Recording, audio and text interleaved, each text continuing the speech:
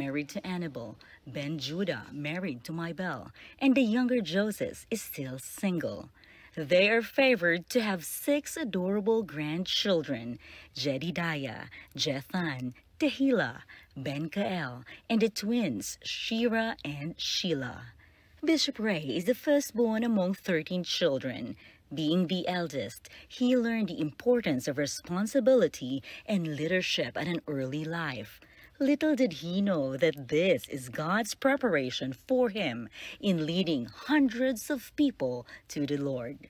Bishop Ray and Pastor Ancho met each other in the 80s at a youth gathering of the Assemblies of God. They have been friends since then. Bishop Ray is an accountant and used to work at Alger Accounting Firm in Iloilo before he entered the ministry. Though he was working at the corporate world, his heart was always drawn to spreading the message of God's love and salvation. After several prayers and seeking the Word of God, Bishop Ray answered God's call for missions, church planting, and nurturing pastors. He served the Home Missions Department of the Assemblies of God and was able to train missionaries and church planters for Laos and Cambodia. He also pioneered SOS, or Summer of Service, where it served as a training grounds for church planting movements all over the Philippines. Last April 28, 2022, he was re-elected as General Superintendent of the Philippine General Council Convention. His current campaigns are Win the World, OHB, and OMG. He challenges the 4,000 churches under the Assemblies of God to focus on discipling leaders, missions training, and church planting. Together with his family and pastoral staff, they are operating an online modular school of ministry for church planters called Berean School in Rojas City. He is passionately pastoring Destiny City Church. Co-disciples, emerging missionaries, and church planters of Life Church, let's honor the man of God and give the warmest welcome to Bishop Ray Calusay.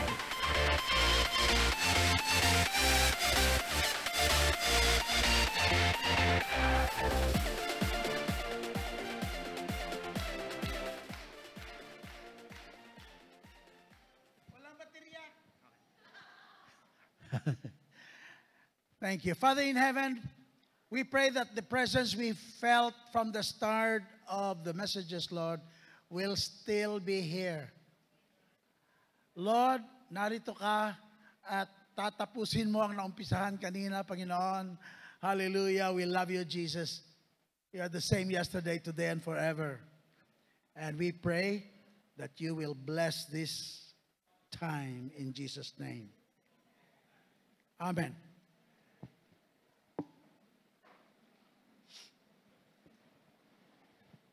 Praise God. Salamat, Pastor Ancho. Long time ago when we met, ganyan din ang itsura mo. Hanggang ngayon, ganyan pa rin. Kayong dalawa ni Sister Lut. Praise God. I always look forward to coming dito sa Palawan po at makisawsaw sa inyong victory. Nakita ko po kung paano ginamit ng Panginoon ang church na ito sa church planting, mga missions, and I wish tatanggapin nyo kung mag-apply ako dito ng membership. Pwede ba? Oh, praise God. Thank you, Lord. Let's read our text for tonight, Matthew chapter 20. Kanina 28, ito 20. 20. Babasahin po natin ang verse 1 to 8. Hello, Jose Marichan. Praise God.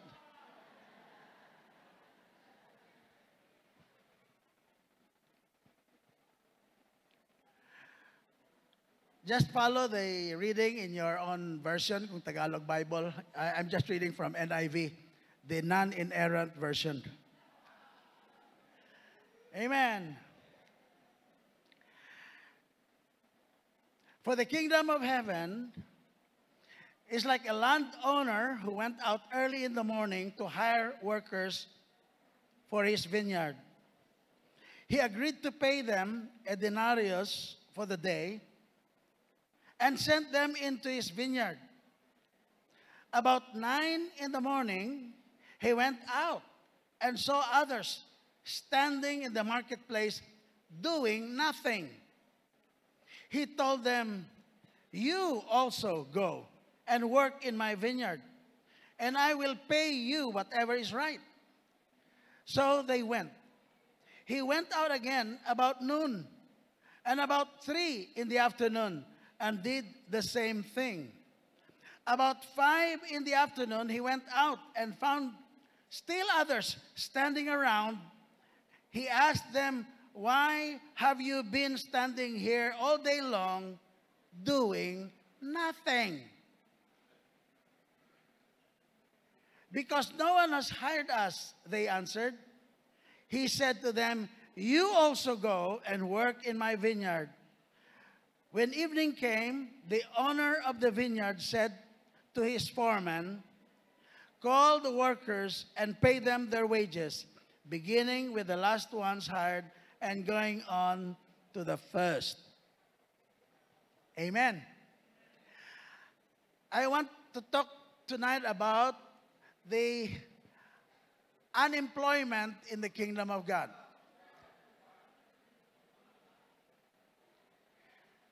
Why you cannot be jobless in the kingdom of God? Why should there be people in the kingdom of God na standing all day long doing nothing? So that's the topic of Jesus here.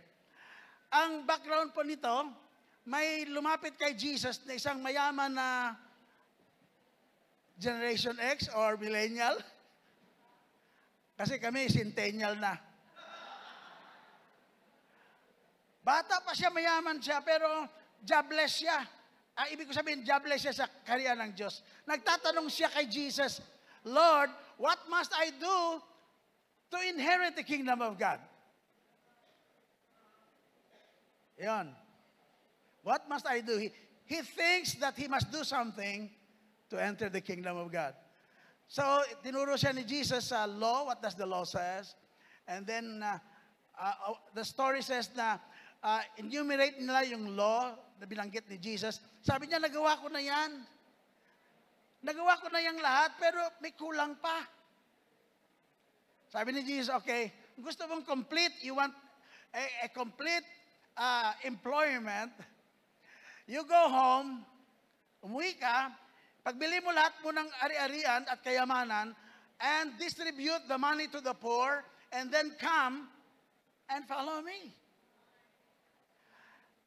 Sa Matthew 19 po yan. So sabi naman ng Bible, the wealthy man ay umalis ng napakalungkot. Nalungkot po siya. Sabi ng Bible, umalis siyang malungkot dahil mayaman siya. Sino sa inyo na umalis kayo at lumayo kayo sa presensya ng Diyos dahil mayaman kayo? Okay?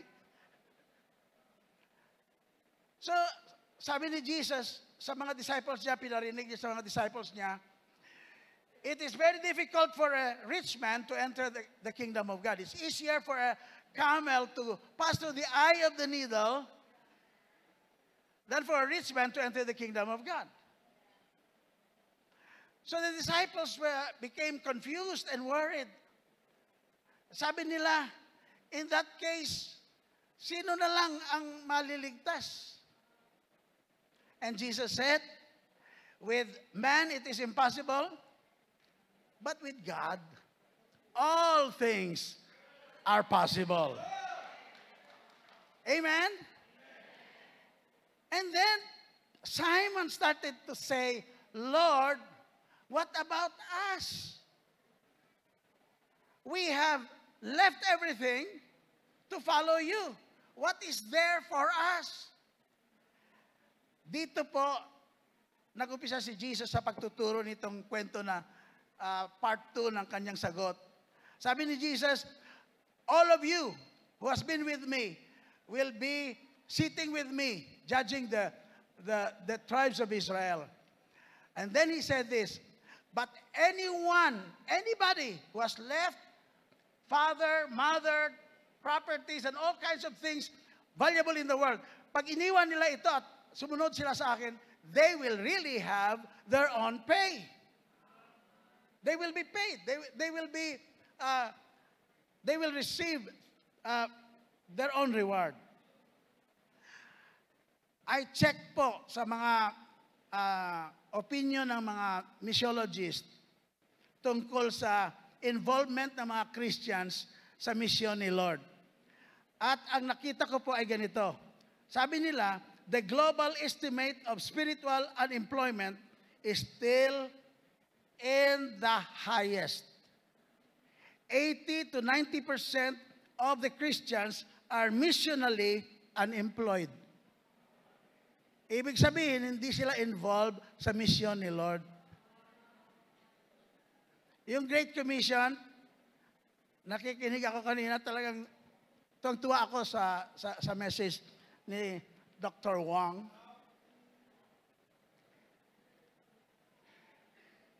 Nakita niyo, na-observe niyo yan? All authority, all nations, ano pa? All teachings, all power, okay? Always, all the time. Pero may all doon na hindi na-mention na all, pero nandun sila. Father, Son, Holy Spirit. How many of you were baptized in the name of the Father, Son, Holy Spirit? Dahil ito ang nag-convince sa akin, naiwanan ko ang lahat para sundin yung utos ni Jesus. Sabi diyan, baptizing them in the name of the Father, of the Son, and of the Holy Spirit. The Godhead is involved. Involved ang Ama, involved ang Anak, involved ang Holy Spirit sa buhay nyo. Sa pagka-Kristiyano natin.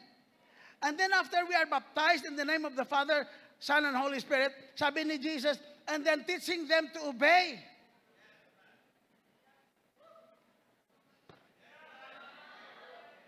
Mas maganda sana kung sinabi ni Jesus na teaching them 16 tenets of faith. Hallelujah. Madali. Teaching them theology. Ang dali-dali. Lalo na ngayon, di ba? Pero pinakamahirap sa part ng Great Commission is to teach those who are baptized in the name of Jesus to obey everything that Jesus has commanded. Yan pinakamahirap po. Kaya sa tema po natin ngayon, sa topic natin ngayon, wala pong reason na ikaw na Kristiyano, na born again, na baptized sa pangalan ng Ama, ng Anak at ng Espiritu, ay hindi ma-involve sa misyon na ito. Hello po? Sabi nila ganito, if 90% of believers are not serving, or 80% of the believers are not serving, that represents a massive, underutilized workforce in God's kingdom. 20% doing the 80% of the job. Wow. Just as unemployment cripples a nation's economy, spiritual unemployment weakens the church's effectiveness. We need to start thinking about being employed in the kingdom of God. Lahat po tayo dapat mag-isip na. Dapat may trabaho tayo sa kaharian ng Diyos. Amen?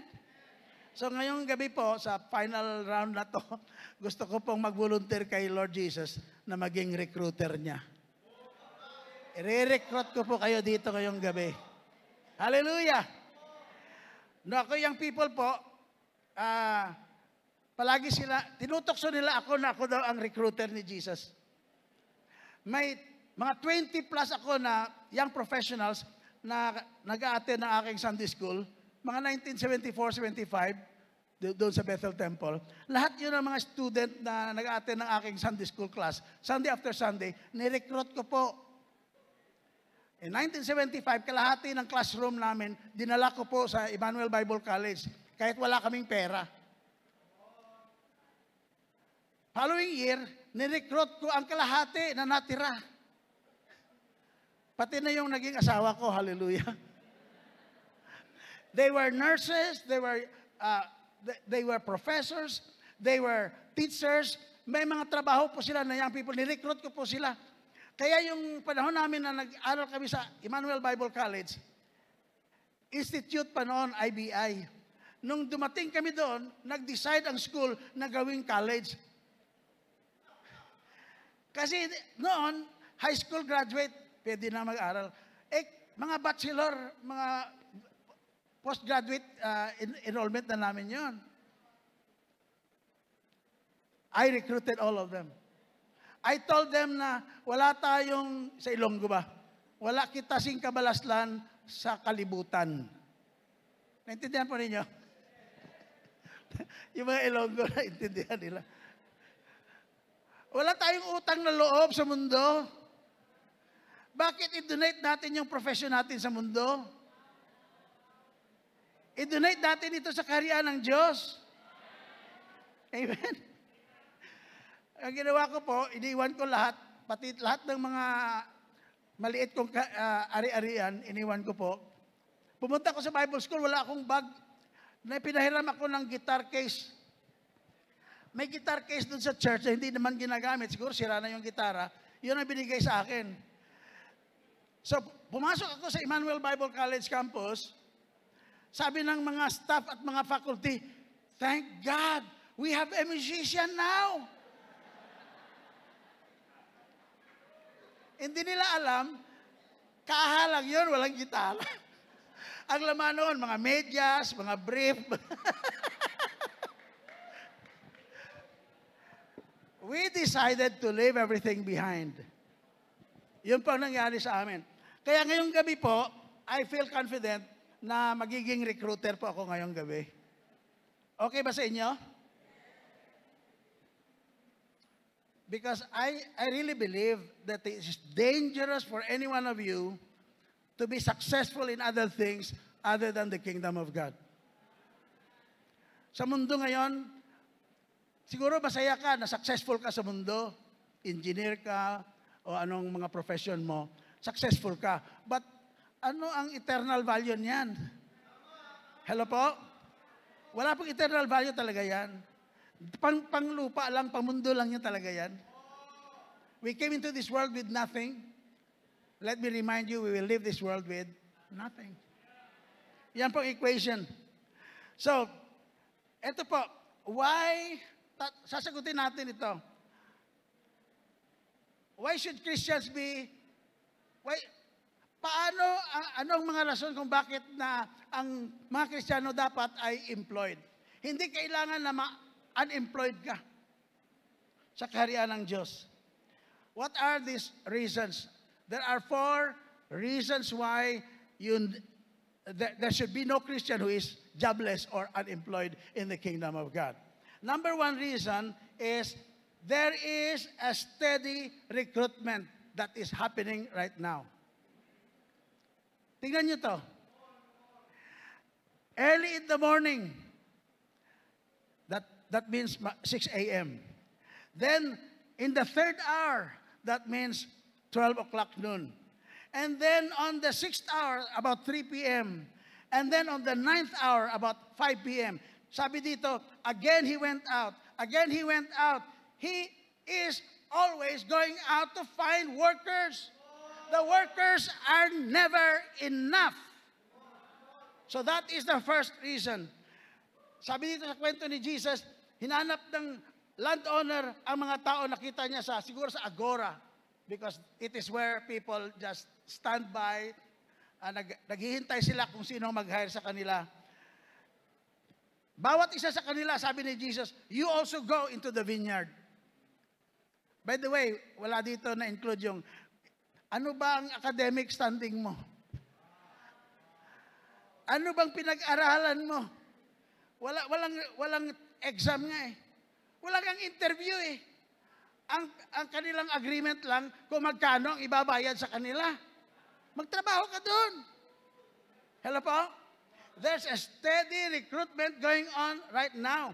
The master here goes out repeatedly. He went out early in the morning and again and again and again. Relentless. Relentless recruiting. Morning, noon, late in the day, he keeps seeking workers. He calls people while they are still in their, let me say this, you know, God still calls people even if they are still in their mother's womb. Sabi ni Paul, God has called me even when I was still in my mother's womb. Early in your life, God has been calling you. God has been giving you signal. May mga signal si Lord sa inyo. Alam niyo, nung na-born again ako, at nagpunta ako sa Bible school, tinawag ko ng aking mother. Sabi niya, boy, kasi tawag niya sa akin. Siya, boy, kwentuhan kita. Yan nung ikaw ay mga 2 years old pa lang, namatay ka, nagkasakit ka at namatay ka. I was surprised that she was telling me this story. Ako ang panganay. Ang nangyari daw, hinawakan niya ako at ng tatay ko sa maliit na kubo, nandun sila, iyakan sila. Kasi nawalan ako lang talaga ng buhay. Sabi niya, they offered us to the Lord. Hindi po sila Christian, Catholics po sila. In-offer nila ako sa Lord, sabi niya, Lord, buhayin mo lang ito siya, kahit i-donate na lang namin siya sa iyo. Maging pari sana siya. Sabi ng mother ko, at that instant, parang bumalik sa akin ang aking hininga na I started to breathe again. And I was resuscitated. Yun pala nga kung bakit tawag nila sa akin nung ako yung naglalaro-laro sa aming neighborhood, tawag nila sa akin si Banhaw. Ano sa Tagalog yung Banhaw? Yung nabuhay muli, si Banhaw daw ako. Hindi ko maintindihan yun. Nung na-born again lang ako, naintindihan ko, na ako pala si Banhaw. Dinedicate ako ng parents ko. Pagkakaalam ko, tinandaan ng Lord yon. Hallelujah. Hello po? Marami sa inyo, may mga kwento kayong ganon. Huwag lang kayong mag-deny sa Lord. He has been calling people not only to salvation, but to missions. Tinatawag tayo ni Lord. At relentless po siya. Hindi siya tumitigil. Ginagamit niya ang ibang tao at kausapin ka para ikaw ay maging part ng misyon ni Lord. He calls people like Timothy from infancy. Hallelujah! You have known the Holy Scriptures which is able to make you wise about salvation. So pati ang mga infant ay pwedeng mag-understand pala ng Scriptures. Hindi lang pala ito sa mga adults. From infancy, from your mid-year life, iba sa inyo dito, hindi pa kayo na-recruit, pero timing ninyo ito ngayon. Nandito ang Holy Spirit ngayon, amen? Mga senior citizens. Di ba maganda yung kagabi? Oh, ganun ba? Okay. Mga senior citizens, time nyo to ngayon. May pag-asa pa kayo. Siguro mga 6 na buwan na lang kayo.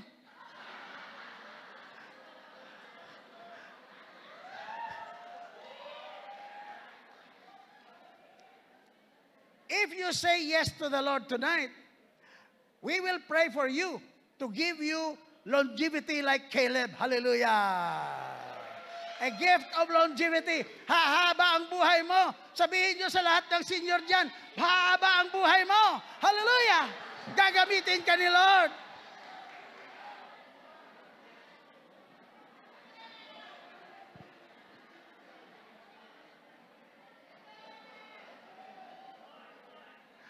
Ang iba sa inyo, akala nyo naiwan na kayo sa biyahe. Hindi pa po. Marami pang gagawin ang Lord at gagamitin tayo ni Lord. Hallelujah! Ang mission ay proyekto ni Lord. Kaya ang ginagawa niya, hindi siya tumitigil, nang re-recruit siya. Simon Peter, John, Matthew, Mark, Luke, John, Saul. Tinatawag sila ng Panginoon. Hallelujah. I believe that we need new batch of workers. Naniniwala tayo. We Pentecostals, Assemblies of God, or whatever, charismatic, we believe in the priesthood of all believers in theory, but not in practice. As God's recruiter, I'm telling you, if you believe that you are a holy nation, a royal priesthood, begin to be recruited by the Holy Spirit tonight. Hallelujah! If God is always recruiting, Pastor Ray, why are there so many still standing idle? If He is relentless, what's happening? Here's the second point here. There's a sad sight of unused labor. Sabi dito sa text natin, why have you been standing here all day long doing nothing? Here's the truth. You cannot be jobless in the kingdom of God. You're not allowed to stand all day doing nothing. Imagine heaven's sadness when God sees many, many talents, resources, and people's lives unused while souls are perishing. The Bible says God has chosen the weak things of this world. Wala kang excuse kasi pinipili ng Lord kahit yung may diferensya. Marami akong kwento. Masasabi ko sa inyo, kahit yung mga 5'3", 5'4", nire-recruit ni Lord. Pero yung mga autistic, nire-recruit ni Lord. Yung ipinanganak nga, walang paa, walang kamay, nire-recruit ni Lord. Lord, anong klase kang recruiter? Hindi qualified yan. Masama ang mukha. Nire-recruit ni Lord. Hindi ko lang sasabihin kasi limited ang Tagalog ko eh. God has chosen even the foolish things of this world to confound the wise. Hallelujah. God does not waste any child of God. Spiritual unemployment is not due to lack of work, but because of so many unused workers. Naligtas pero hindi na-mobilize. Saved but not serving. Being blessed but not blessing others. Always a consumer, a customer in the church. Sorry if I said that because authorized naman ako, kasi recruiter ako eh.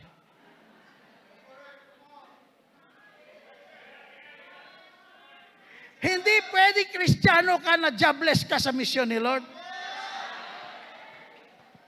Pinakita ni Lord yan sa Acts chapter 8. Ang lahat ng apostoles pinili ng Lord na iwan sa Jerusalem. Ang lahat ng miyembro, mga 10,000, they were in diaspora. They were scattered all over. Sabi ng Bible, Acts chapter 8, verse 4, all those who were scattered, preach the word of God everywhere. Hallelujah! Hindi nagstay sa Jerusalem ang church. It started to go to Judea, to Samaria, and Galilee. More than 5 years sila sa Jerusalem. Hindi sila lumabas. Sabi ng Lord, 5 years na discipleship yan. Hindi pa lumalabas. Hello? Itapon nyo yung sistema na 5 years ka na sa Lord, hindi ka pa lumalabas. Anong klaseng discipleship yan? Authorized pa ako magsalita niyan dahil recruiter ako ngayon.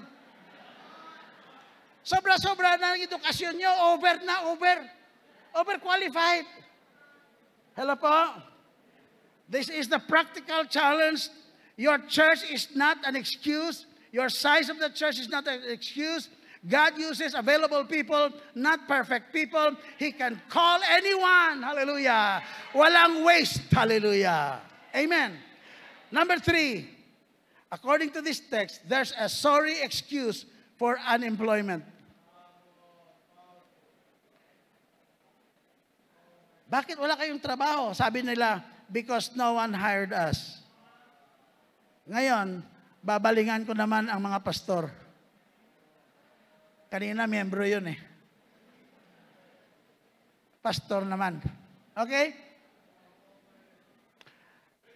Kasalanan naming mga pastor kung hindi namin kayo na-recruit.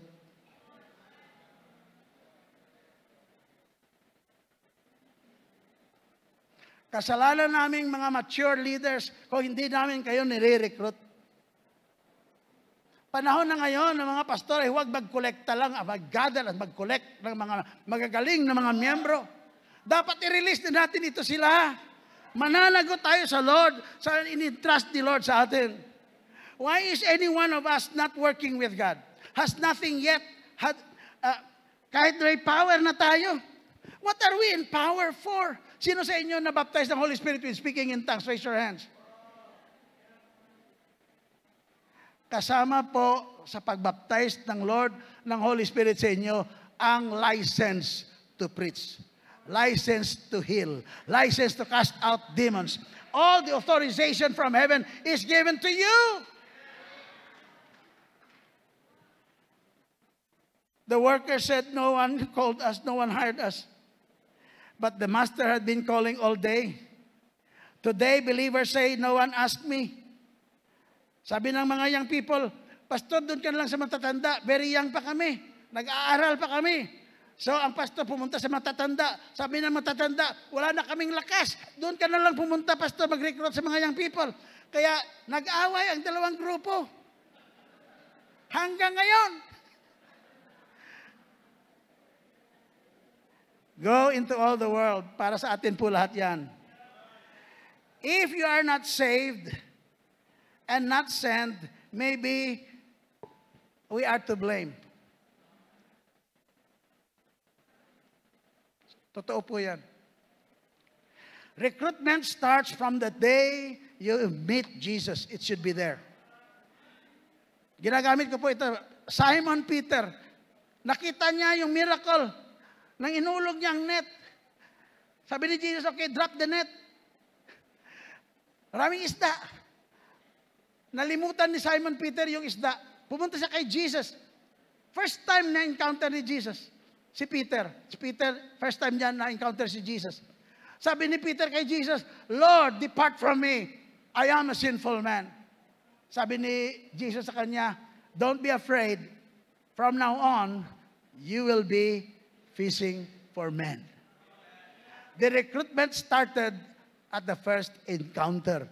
Marami sa inyo dito, tinanggap nyo si Lord. Hindi lang dahil gusto nyo mapatawan ang kasalanan nyo, kundi dahil gusto nyo may meaning ang life nyo. You want your life to be significant. You want your life to have meaning. And the best way to have meaning in your life is to be attached to Jesus and to follow Jesus anywhere. That's the best way to be recruited by Jesus.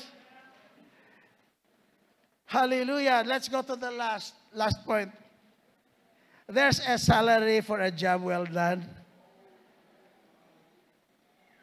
I will pay you whatever is right. Sabi dito, I will pay you whatever is right. Hallelujah. Nasagot yung tanong ni Peter. Sabi ni Peter, we've given up everything to follow you, Jesus. What will we get?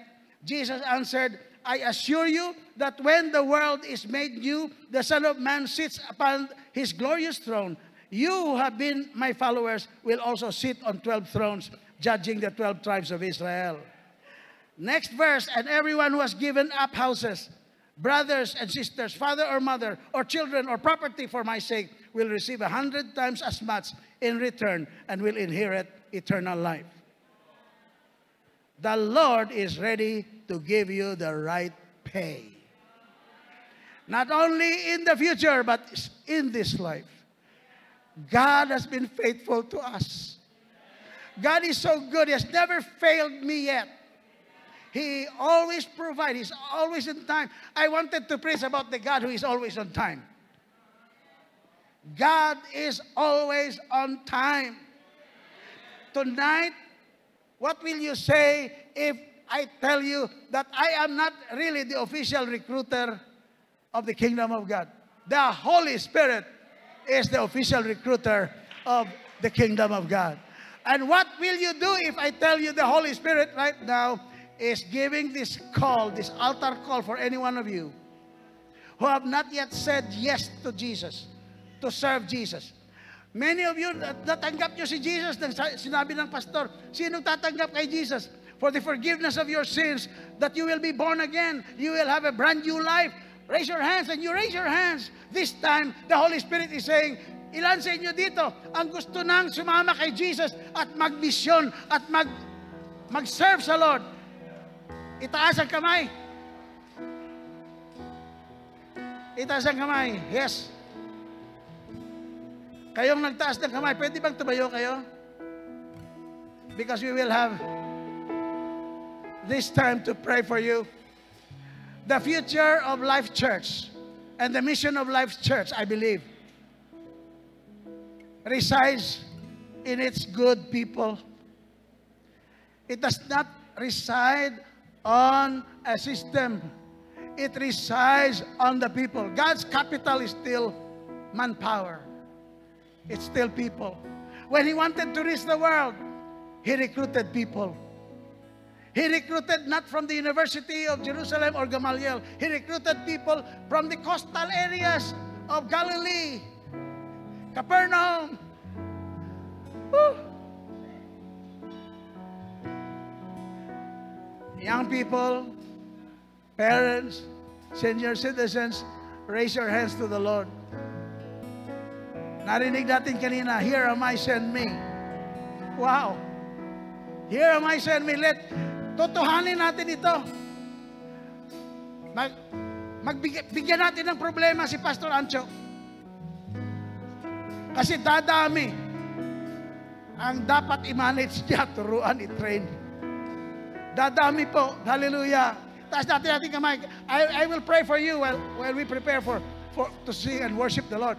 Father in heaven, look at these people, oh Lord. They are your recruits.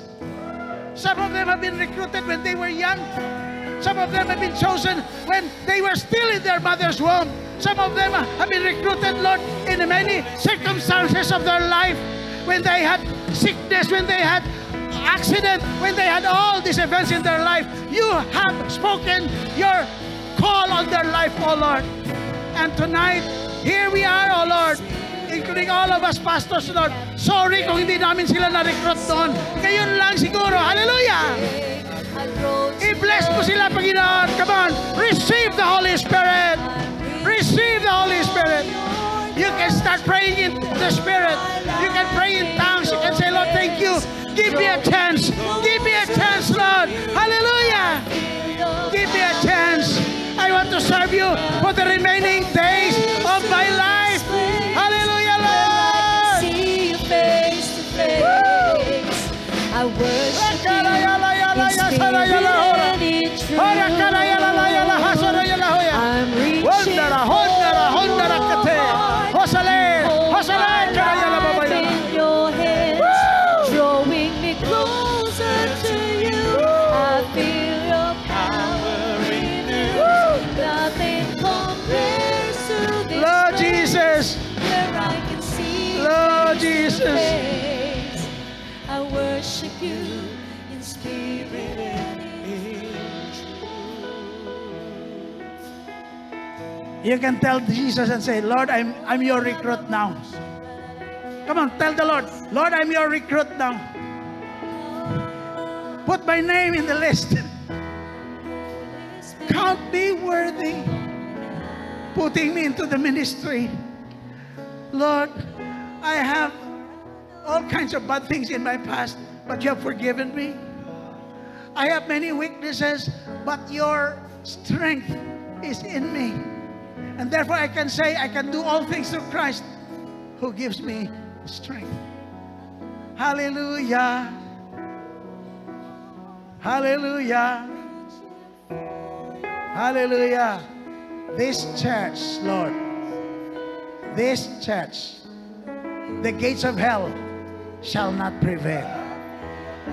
This church will not lack manpower from now on in the name of Jesus.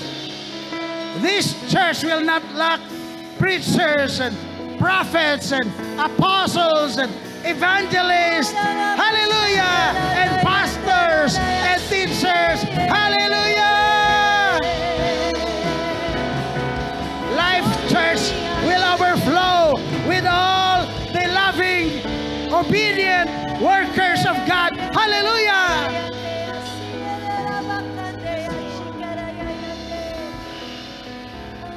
The plan of God for you, Life Church, is that all members become ministers. Let me say that again. The plan of God is for all you members of the body of Christ to become ministers. You will become ministers. Amen. You will serve the Lord with gladness. Hallelujah. Hallelujah. If you love me, Jesus said, you will obey my commands. Hallelujah. Thank you so much, Lord, for your presence. Thank you so much, Lord, for the Holy Spirit in recruiting all of us tonight, Lord. Thank you. Thank you, Lord, in Jesus' name. Shout Jesus from the mountains, Jesus in the streets, Jesus in the darkness over